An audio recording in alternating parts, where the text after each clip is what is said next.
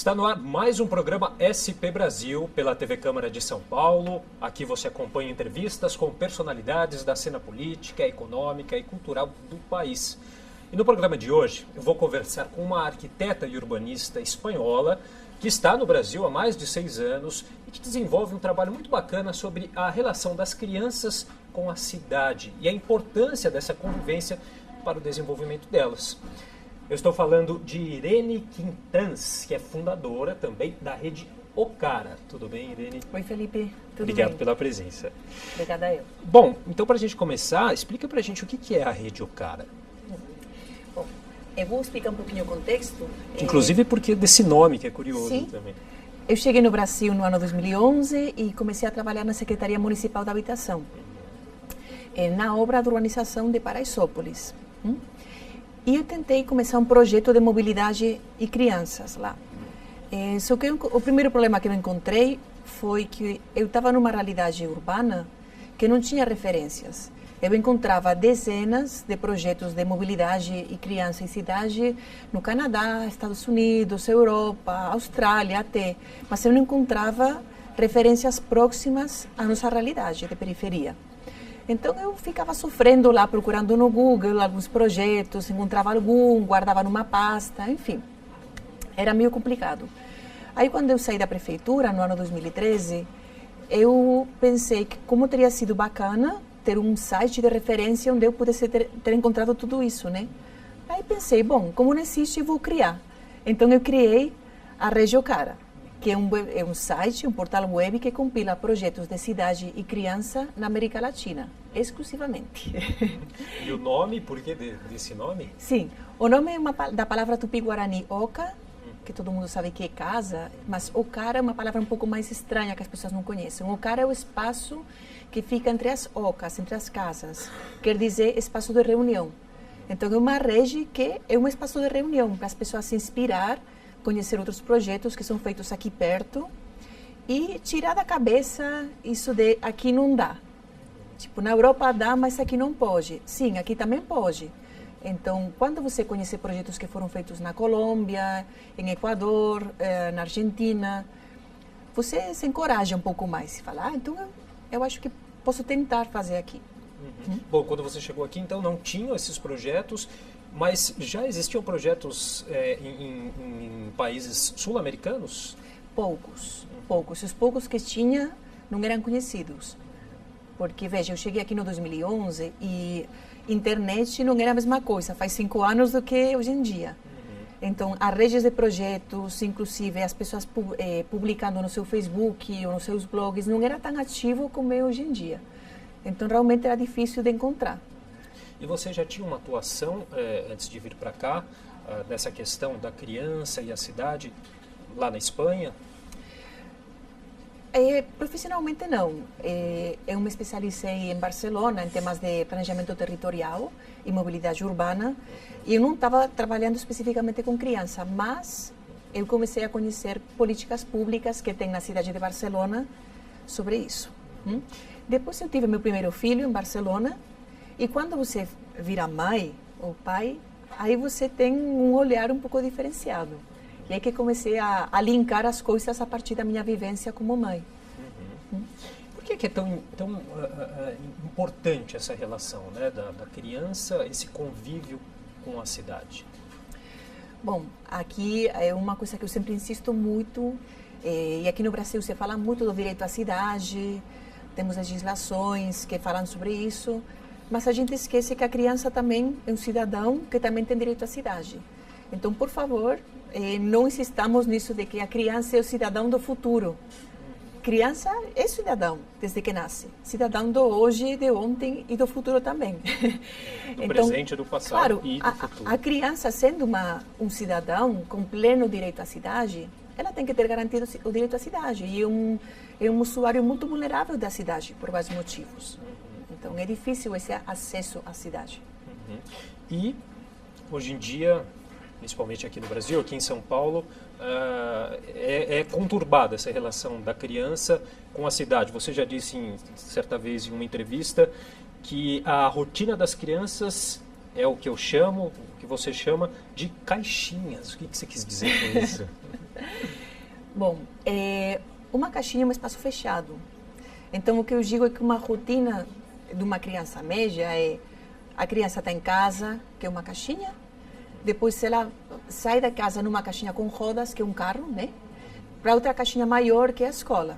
Na escola, a criança tem uns 20 minutos de recreio.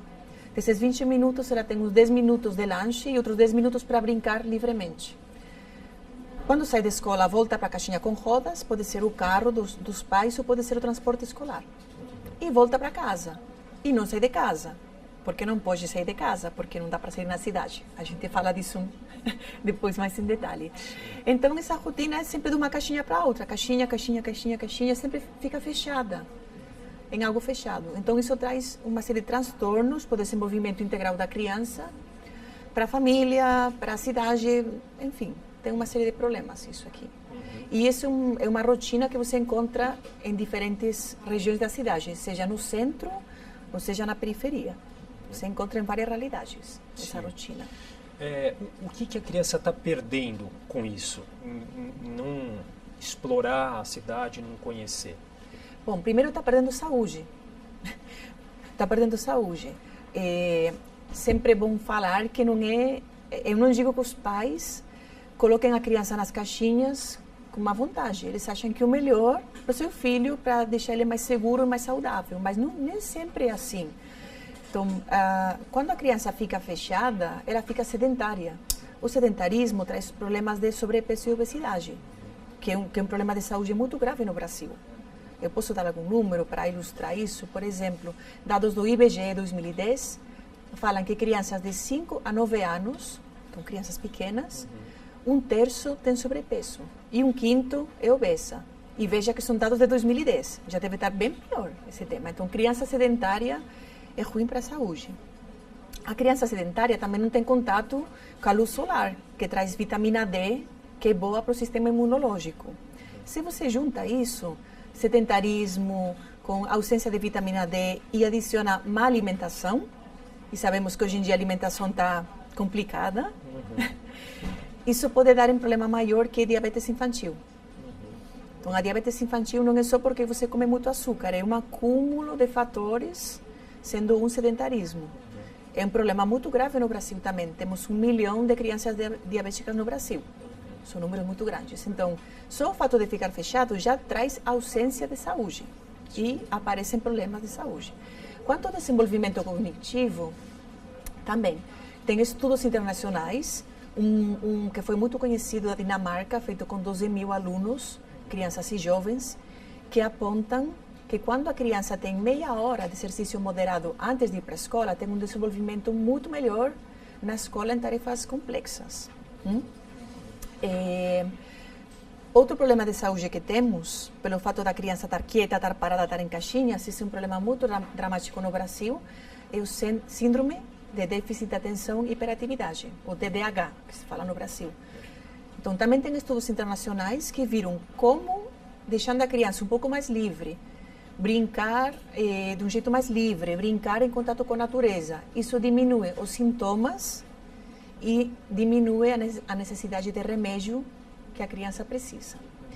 E, por último, você está cortando o contato direto com a cidade, que é muito necessário para o desenvolvimento psicoespacial, emocional e de cidadania da criança. Um monte de informação, um monte de coisas que implica que você acha que você está cuidando o melhor possível do seu filho, mas na verdade está trazendo alguns problemas para ele. Bom, Irene, aí a pergunta que os pais que estão assistindo o programa devem estar fazendo é: mas como que eu vou deixar meu filho andar pela cidade, levando em conta a questão de segurança, da insegurança que a gente tem aqui? Como lidar com essas questões, esses conflitos que a gente tem nas grandes cidades, principalmente aqui em São Paulo? Bom, isso também é bom tirar da cabeça a ideia de que a criança na cidade é largar a criança sozinha. Então, inúmeras políticas públicas que tem no mundo, também na América Latina, que incentivam que a criança tenha mais mobilidade ativa, seja no seu trajeto para a escola, ou seja em atividades variadas, nunca é a criança sozinha, sempre é a criança em grupo e, em função da idade, acompanhada com adultos, tá?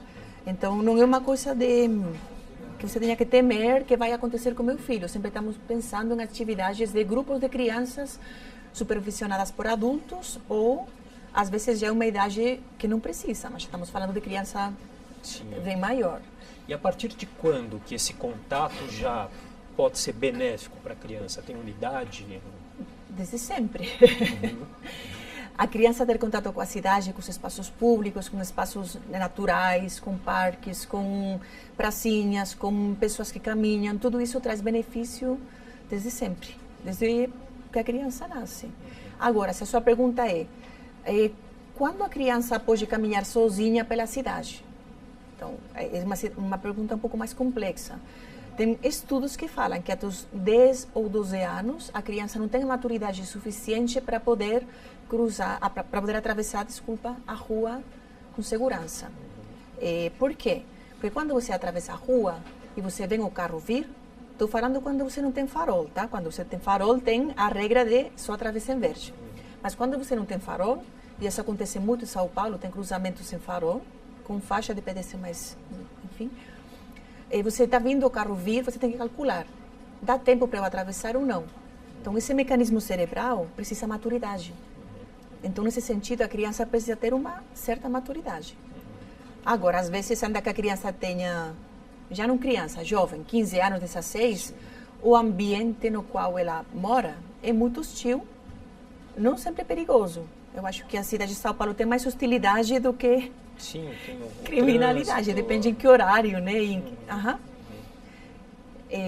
Mas tem que superar esses desafios, né? Outra coisa que muitas pessoas devem estar pensando, bom, mas a Irene conhece a realidade da Espanha, de países desenvolvidos, muito diferentes daqui, mas é possível superar esses obstáculos também. Bom, eu tenho que falar também que desde que cheguei no Brasil eu trabalho em periferias. Então, eu não moro nelas, mas sim que tenho um contato bastante direto. Quando eu falo de que é bom a criança caminhar com seus pais, com os amigos, enfim, pela cidade, e as pessoas perguntam isso mesmo, mas como é que faz? Como é que eu começo, né? Então, por coisas pequenas. Vá comprar o pão com seu filho. Às vezes, nesse passeio de 5 minutos, isso já é uma descoberta para a criança. Ela vai se fixar em coisas que você nem liga, você nem percebe. Pela pressa, pela sua altura, pela sua sensibilidade de adulto, que é diferente do olhar da criança. Você sabe que isso acontece até com a gente, adulto mesmo. A gente está tão acostumado a andar de carro, às vezes a gente vai em algum lugar a pé e às vezes vê um estabelecimento ali que a gente não tinha reparado por andar tanto de carro, né? Que é um problema de São Paulo, essa questão do carro, que a gente também vai falar daqui a pouquinho. A gente vai fazer um rápido intervalo, daqui a pouco a gente volta. Estamos de volta com o programa SP Brasil pela TV Câmara de São Paulo. Aqui você acompanha entrevistas com personalidades da cena política, econômica e cultural do país. A nossa convidada de hoje é a arquiteta e urbanista espanhola Irene Quintans, que é fundadora da Rede Ocara. Irene, como está o Brasil, São Paulo, em relação a políticas públicas de incentivo a esse pertencimento das pessoas, das crianças, com relação à cidade? É difícil, né? Difícil. Eu acho que não está indo muito bem, mas não é só um problema do Brasil. Em toda a América Latina tem menos políticas para a infância do que tem, por exemplo, na Europa ou enfim. Por isso que a gente falava no começo como é importante trazer experiências da América Latina quando existem, para que todo mundo conheça e saiba que também existe, né? Especificamente no Brasil, a nível legislativo, o país tem das melhores leis de primeira infância e de infância do mundo. Olha só. Olha só. Sim. Especificamente as leis de primeira infância, Marco Legal Primeira Infância, que foi aprovado faz pouco, é pioneiro a nível conceitual e a nível de várias coisas que traz, é muito bom.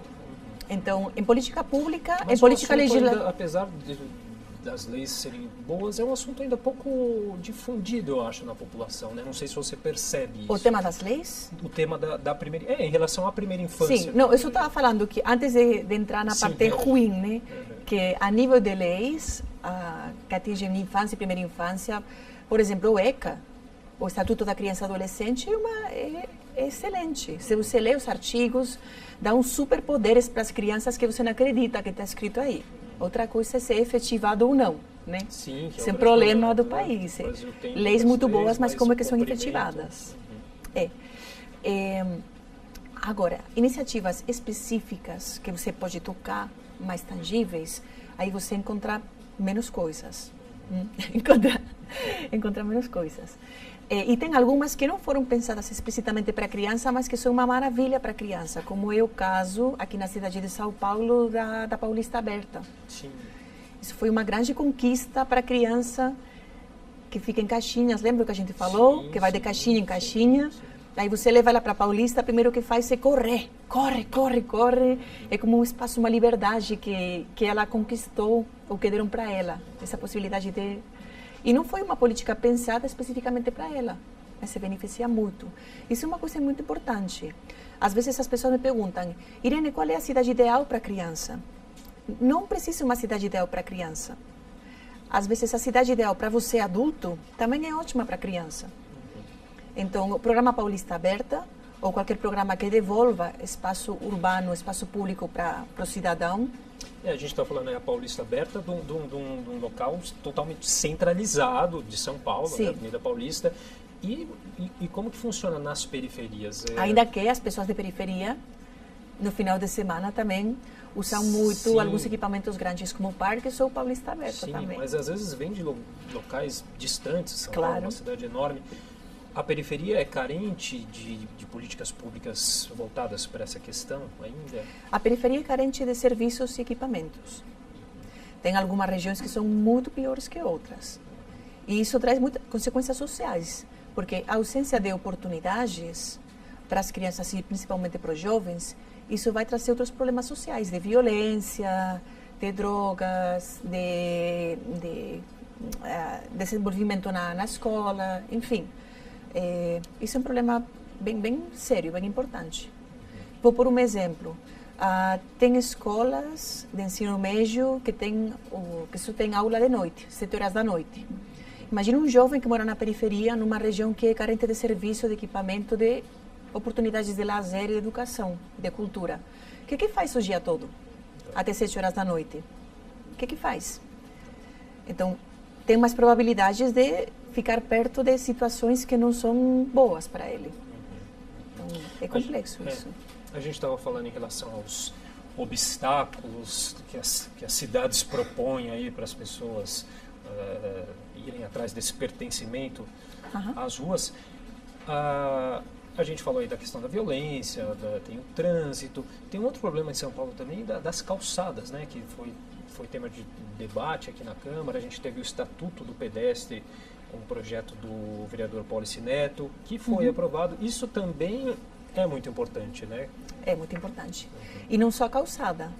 Temos que pensar em toda a rede de infraestrutura de pedestre. Porque geralmente, quando falamos de pedestre, automaticamente vem a palavra calçada. Mas não é só calçada, é calçada, viela, ponte, passarela, túnel, viaduto. Tem um monte de elementos da cidade que o pedestre usa. Claro, e todas as condições ambientais, seja poluição, iluminação, e também o que eu chamo de pausa urbana. Você sabe o que é uma pausa urbana? Não, explica pra gente. Tem poucas na cidade, pausas urbanas. Pausa urbana é um momento que você pode parar, seja para descansar, seja porque você tem um problema de mobilidade, seja porque você está com uma criança pequena que precisa trocar a fralda ou alimentar ela, enfim. Uma pausa urbana é ter um momento para parar na cidade, mas parar com conforto. Então, uma pausa urbana pode ser um banco com sombra.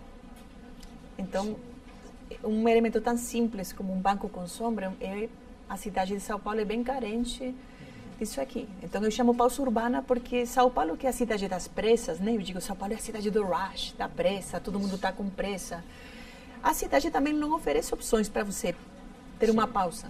Sim. Que interessante, que legal, eu não sabia. Voltando à questão das políticas públicas, a gente falou da Paulista Aberta, tem também as ruas do brincar. O que são as ruas do brincar? Sim, é uma opção mais próxima para as pessoas. Como você falou, a Paulista Aberta está centralizada, é aqui no centro da cidade.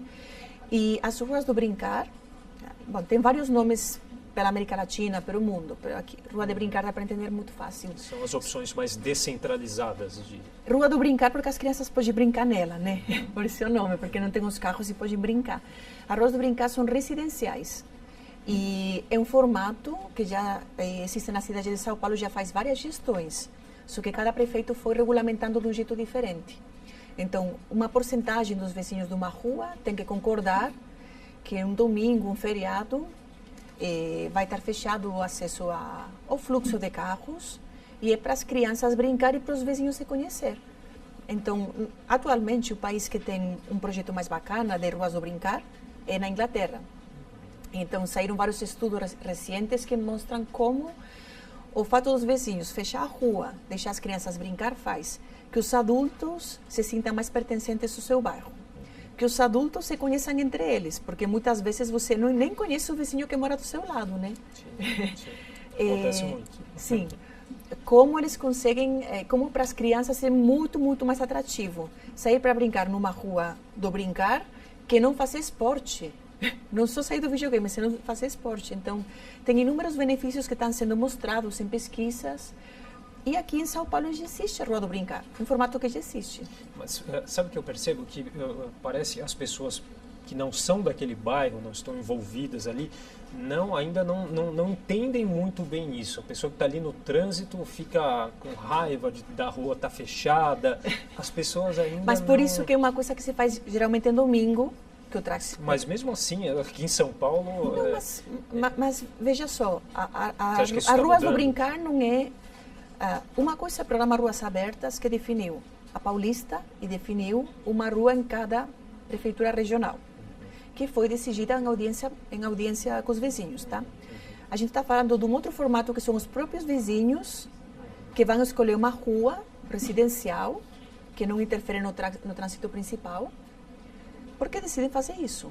O que eu quero dizer é assim, a mentalidade do paulistano, do brasileiro, ainda está muito voltada para essa questão do carro, né? Por isso que a gente tem esse trânsito caótico. Como você analisa essa questão? Isso é uma coisa muito difícil de mudar, né? Às vezes a mudança chega só com informação. Quando você explica para os pais ou para os cuidadores que problemas pode trazer uma opção de vida de você com seu filho e que benefícios pode trazer uma outra, às vezes as pessoas ficam um pouco mais abertas a experimentar novas coisas, claro. Que não são tão novas, né? Mas veja, eu acho que o brasileiro gosta no domingo de fazer um churrasco, tomar um chopp, ficar de papo com os vizinhos, com os amigos, com a família. É uma coisa que é bem da cultura daqui. Então, eu não estou falando que no meio de uma quarta-feira, no horário do rush, você corte a rua. É uma coisa mais fácil de trazer. Isso, do que você falava da centralidade, é muito bom porque traz uma opção de proximidade. Então, você abre sua porta ou desce do seu prédio e já tem aí um espaço para os seus filhos e para você adulto também. É proximidade, que é uma coisa que a cidade tem muita carência disso, de opções próximas. Tá? Um outro fator aí que as pessoas podem dar como desculpa para não andarem pela cidade são as distâncias, o transporte público que é de má qualidade, aí elas têm toda a razão, né? Tem a questão dos modais, dá para intercalar também esse andar com o transporte público, né? Também dá para fazer isso, né? Sim, veja, numa cidade grande, numa grande metrópole como São Paulo ou outras do Brasil, é quase impossível pensar em fazer o trajeto casa-trabalho ou o trajeto que você tenha que fazer num único modal. Só se você usa carro. Se você usa carro, sim, você vai tentar, ainda que sempre pedestre, né? Antes de entrar no carro e depois do carro, você tem um trechinho que você é pedestre. Mas se você quer usar outras opções, é normal, não é que tenhamos um problema só aqui no São Paulo. Os trajetos sempre são de vários modais. Então, um trajeto é a pé, às vezes você faz um outro de bicicleta, outro de metrô. Por isso que tem bicicletário do lado dos metrôs e do trem. Porque você nunca vai fazer uma distância tão grande, aqui como a cidade de São Paulo, só num modal. Então, a intermodalidade, que é o termo que se fala assim tecnicamente, é desejável, não é um problema, é desejável. O problema é que às vezes para você ir de um ponto a outro da cidade, a única opção meio confortável ou razoável que você tem é carro. Isso que é um problema. Então, o que você falou, para você tentar ter outras opções que não seja carro, você tem que ter uma oferta boa de transporte público. Transporte público e também pedestre e bicicleta, lógico. Então, esse é um problema, claro. Um problemão, né? Problemão. No nosso caso. Um problemão. E a gente estava falando de criança, isso também é um problemão para a família. Porque todo o tempo que o pai ou a mãe estão usando ou estão no trânsito, seja carro, seja transporte público, tá? Esse tempo que pode ser 1 hora, 2 horas, até mais, se a pessoa é da região sul da cidade, é um tempo que ela não está com o seu filho na casa, que não está em família. Então, é tempo que você tira do convívio familiar. O tempo que se perde em deslocamentos no trânsito de São Paulo é uma coisa absurda, né? Horas Sim. e horas perdidas aí. A América Latina também. Quer dizer, porque às vezes a gente foca muito São Paulo, mas se você vai a outras cidades grandes da América Latina, se você vai para Bogotá ou para Cidade do México, também tem, ou para Lima, temos problemas de mobilidade muito semelhantes com São Paulo. Bom, vamos fazer mais um rápido intervalo e daqui a pouco nós voltamos com o programa SP Brasil. Até já.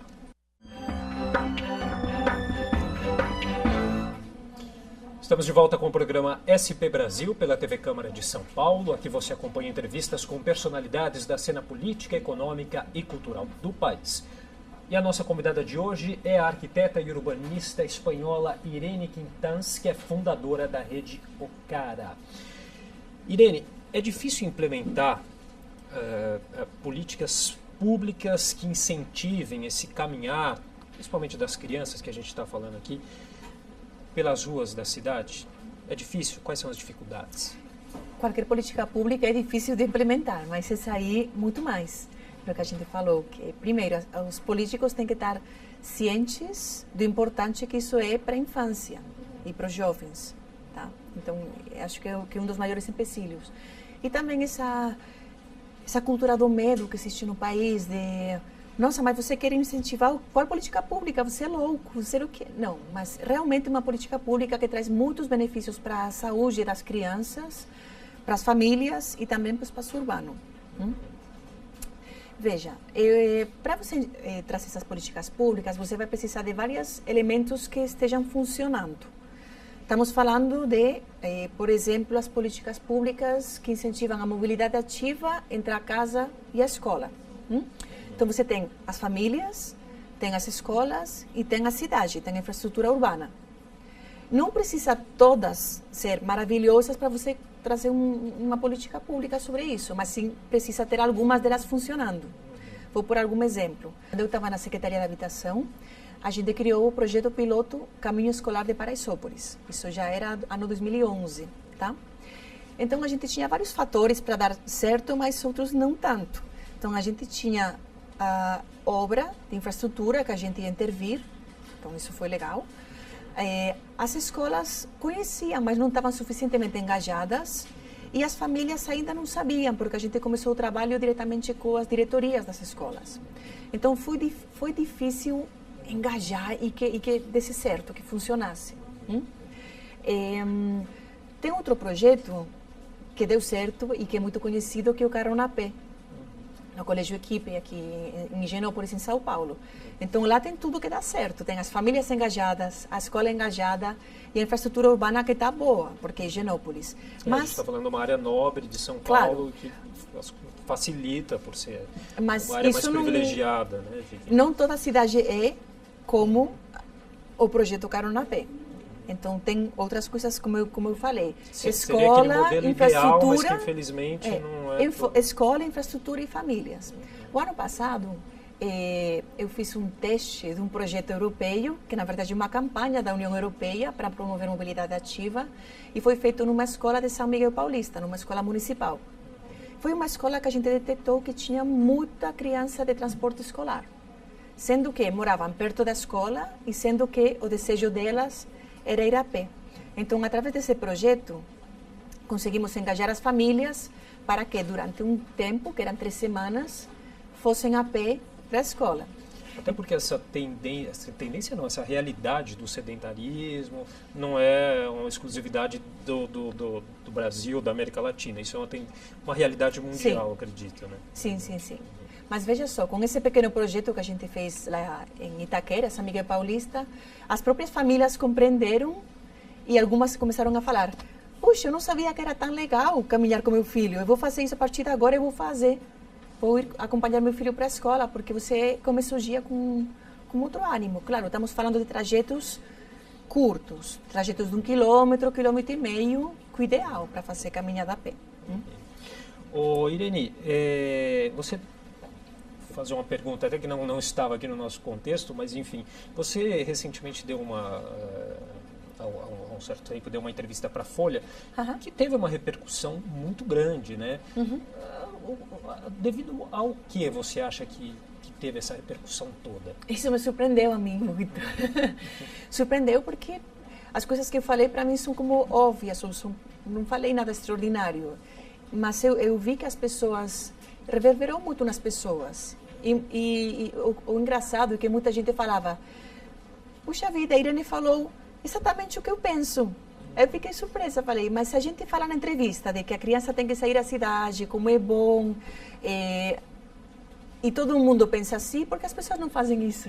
Isso me surpreendeu muito, né? As pessoas gostaram, se sentiram identificadas, então tem como uma abertura a sair para a cidade, mas é difícil efetivar isso. É difícil. Enfim, vamos lá. Você é consultora também do projeto Urban 95, é isso? O que é esse projeto? Explica pra gente. Sim, esse é um projeto da fundação holandesa Bernard van Leer, uma fundação holandesa que tem vários projetos no mundo e já trabalha no Brasil já faz tempo, faz vários anos. Na América Latina trabalha nesse momento em Peru, em Brasil e em Bogotá, na Colômbia. E Urban 95 é uma linha de trabalho. Vou explicar o nome primeiro. A gente falou que era o cara, acho bom explicar o que é o Urban 95. 95 é a altura média de uma criança saudável de 3 anos de idade, de acordo com a OMS, a Organização Mundial da Saúde.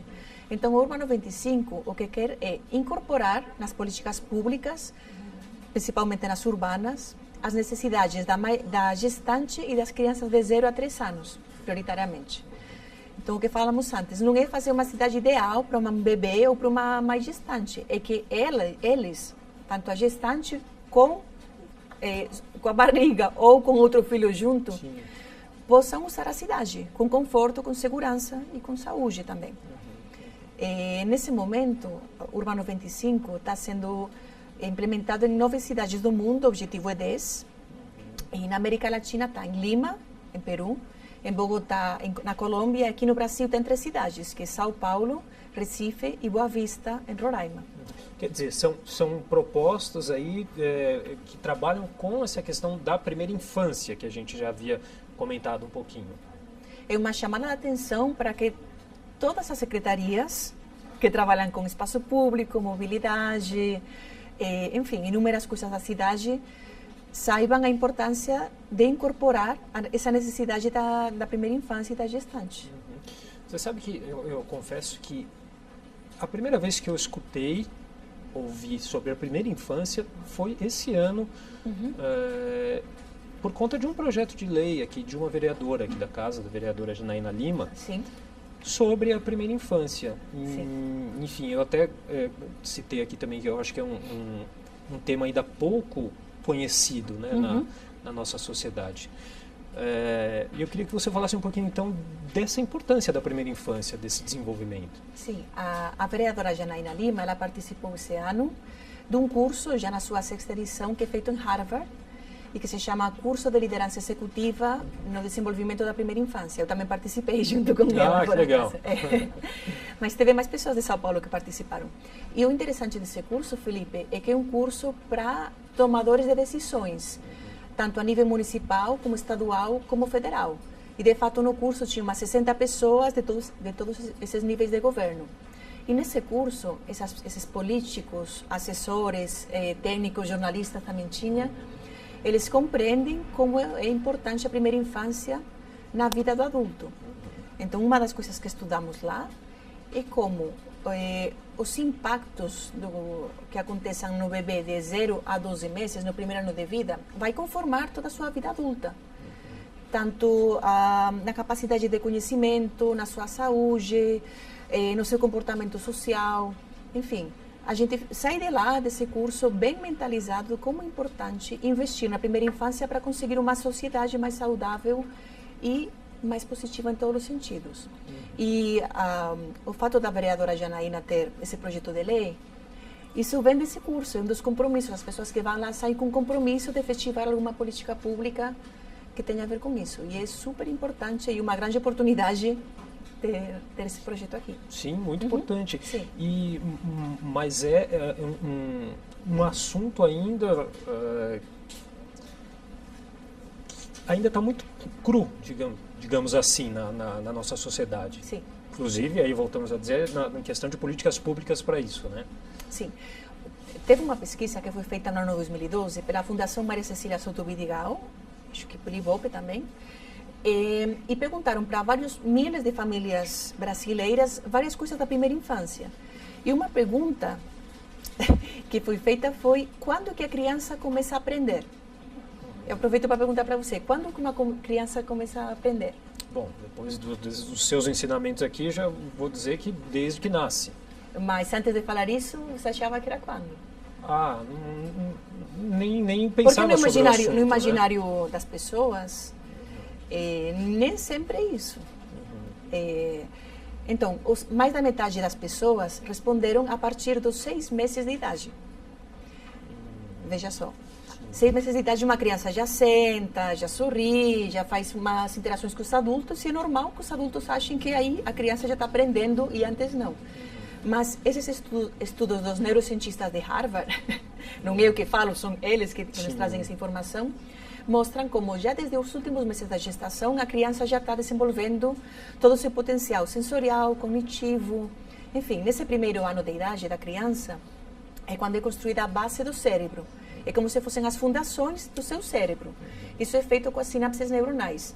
Então, os neurônios vão fazendo redes, que eles chamam de sinapses, e elas vão se reforçando quando é uma coisa importante. Então, se uma criança recebe muita atenção, carinho, interação, você conversa com ela, dá cuidado, os neurônios vão consolidando redes, vão ficando aí mais fortes e ficam para sempre. Agora, quando tem alguma coisa negativa, o que eles chamam fatores de risco. Fator de risco pode ser uma situação de pobreza, de violência na casa, de uma mãe solteira, de um pai que bate nela, de morar também num lugar que tem esgoto ao ar livre. Enfim, esses fatores de risco, eles destroem as redes neuronais e ficam destruídas para sempre, jamais. Então, esse primeiro ano de vida é fundamental e crítico para como vai ser seu cérebro para o resto da sua vida. Então, quando a criança entra na escola com 4 anos, que é a idade obrigatória aqui no Brasil, e às vezes algumas pessoas falam: a escola vai resolver qualquer desigualdade. Não é assim. Quando a criança entra na escola com 4 anos de idade, entra desigual. Porque tudo o que aconteceu antes dos 0 aos 4, principalmente dos 0 aos 3, desculpa, conformou o seu cérebro para a vida inteira. Então, a criança que teve fatores de risco interagindo, dificultando o seu desenvolvimento, ela vai ficar afetada para sempre. A escola, claro que vai contribuir muito, mas ela já vai estar em desigualdade com o seu coleguinha de sala. E infelizmente, nós brasileiros temos muito esse hábito de passar a responsabilidade para as escolas, né? Deixar essa responsabilidade da educação para as escolas. A gente vai precisar fazer mais um intervalo, daqui a pouco a gente continua conversando. O programa SP Brasil volta já.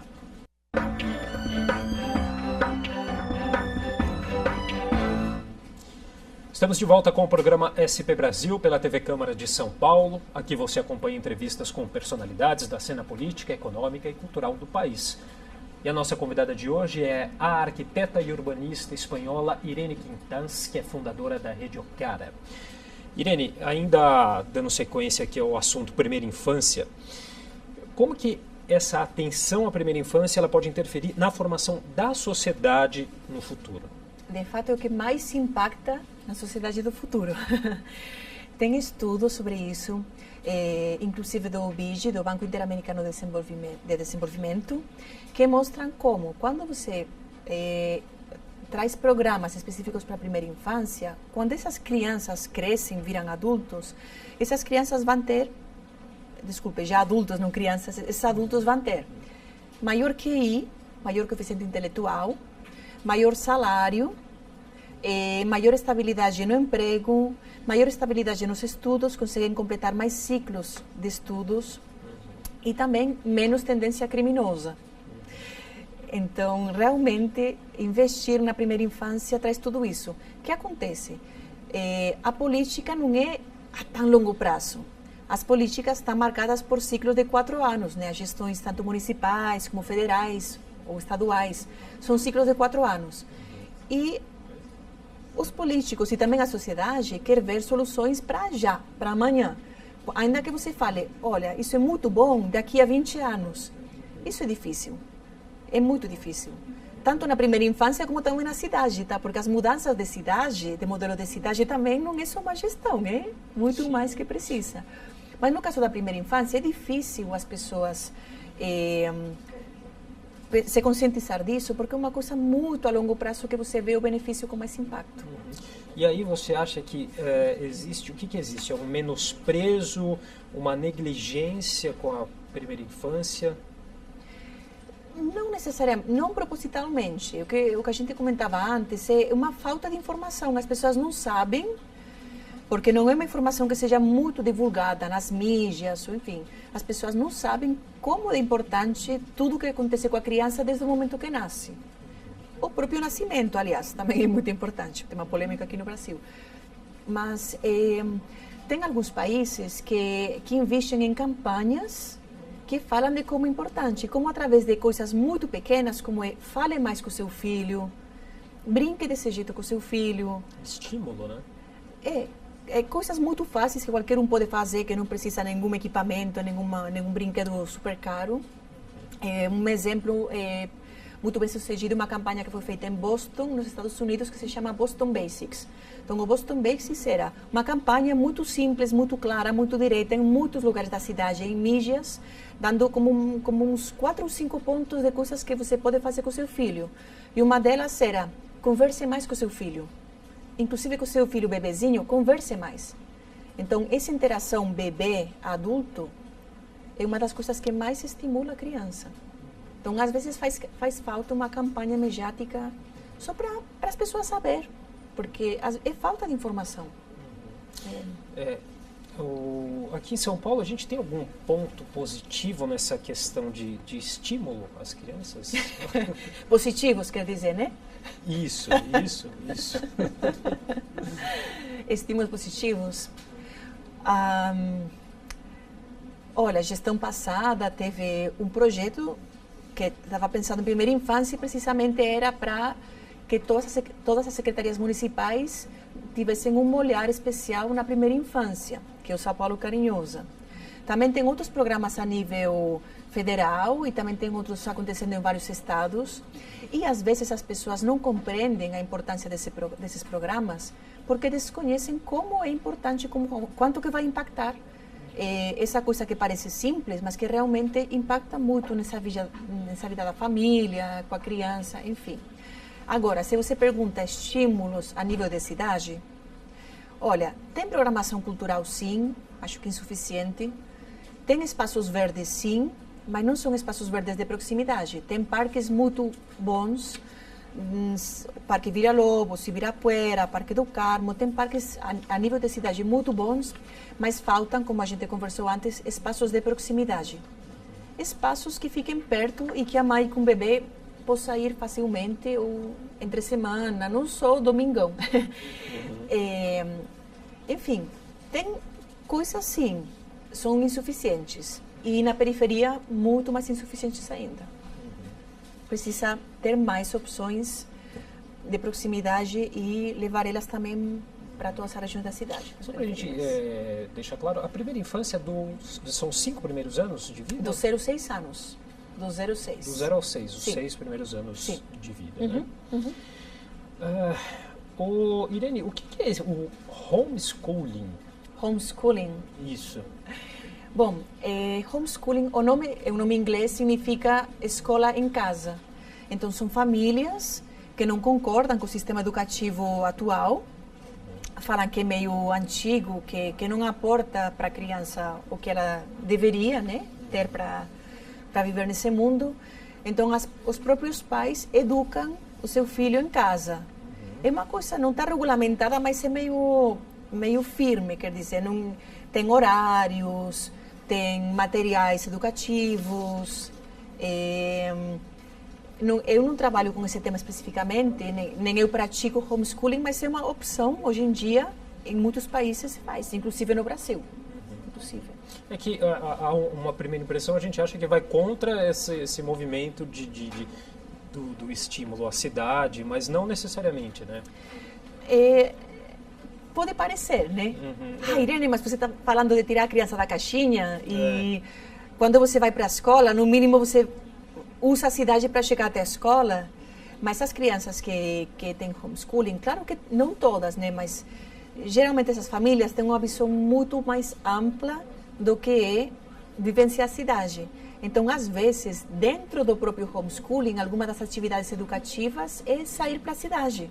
Sair para um espaço verde, ou para um equipamento, para um museu, para fazer coisas com outras crianças também que fazem homeschooling. Claro que não tem um padrão, mas são famílias que são bem abertas a outras opções de vida.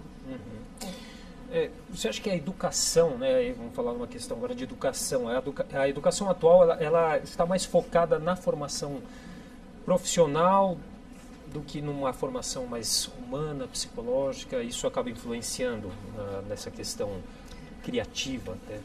Os sistemas educativos do mundo, não só no Brasil, mas aqui também, estão em crise, porque a escola, do jeito que conhecemos, é um modelo que já tem 50 anos, que vem de toda a produção industrial e que foi um modelo pensado para os pais e mais poderem trabalhar nas fábricas, as crianças ficar aprendendo coisas para esse modelo de sociedade.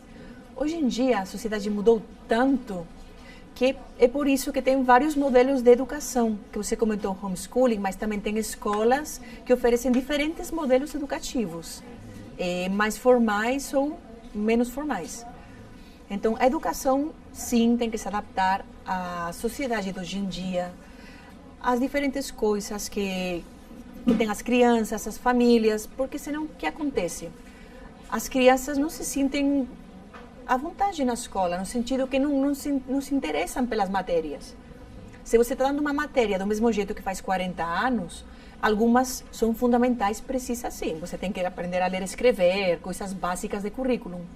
Mas tem outras que você precisa vivenciar de outro jeito, mais dinâmico, mais interativo. Inclusive, no Brasil, tem bastantes experiências bem-sucedidas de escolas que saem para fora, além do muro da escola. E como parte das ações educativas, saem para a cidade, para a escola. Isso cada vez está ainda mais. E precisa. Quais cidades com realidades parecidas nessa questão com São Paulo que a gente pode dar como exemplo? Realidade urbana? Isso. Veja, no quesito mobilidade, desigualdade social, ter todos os trabalhos focados, bem localizados no centro da cidade e as pessoas morando na periferia, isso é uma realidade na América Latina, né? Tanto Centro-América, México, Centro-América, Sul-América. Dizem que o Brasil é um dos países com maior desigualdade social, mas nas outras cidades também tem desigualdade social. Então, tem os trabalhos e as famílias que têm mais dinheiro, que moram em lugares mais centrais, mais no centro, mais perto do trabalho, e as pessoas que trabalham mais em serviço, mais classe trabalhadora, moram longe, cada vez mais longe, e tem que se locomover em transporte público, que muitas vezes é deficitário. Então, o que chamamos os técnicos movimento pendular, centro-periferia, isso acontece em muitas cidades. Agora, tem cidades da América Latina que têm algumas questões melhor resolvidas do que aqui em São Paulo. Por exemplo, Cidade do México, que é uma cidade que tem uma população semelhante a São Paulo, tem problemas de violência muito grandes como aqui, eles têm 400 quilômetros de metrô, sendo que aqui temos 80 quilômetros de metrô. Então, eles têm uma rede metroviária maior. Na cidade de Bogotá, a gente sempre tem como uma referência em coisas de espaço público. Veja que curioso, na municipalidade de Bogotá, eles têm uma secretaria que se chama Defensoria do Espaço Público. Você já imaginou uma coisa aqui? O fato de ter uma secretaria que se chama assim, Defensoria do Espaço Público, já dá um status, uma importância ao espaço público. Uma preocupação, né, com o espaço. E, de fato, eles têm políticas públicas que são muito boas, sendo que não devemos esquecer que Bogotá, do mesmo jeito que São Paulo, tem esse problema centro-periferia, as famílias mais carentes moram muito longe, isso também tem lá. Irene,